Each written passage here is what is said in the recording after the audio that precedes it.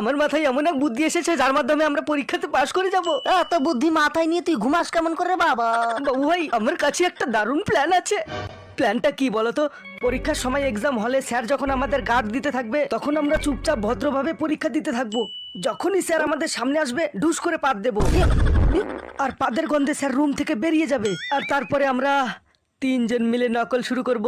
পাশ করার জন্য কত 33 নাম্বার লাগবে তো?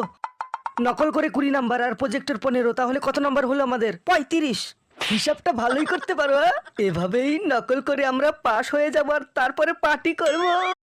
আমার মাথায় এমন এক বুদ্ধি এসেছে যার মাধ্যমে আমরা পরীক্ষাতে পাশ করে যাব। এত বুদ্ধি মাথায় নিয়ে তুই ঘুমাস কেমন করে বাবা? বাবু ভাই, আমার কাছে একটা দারুণ প্ল্যান আছে।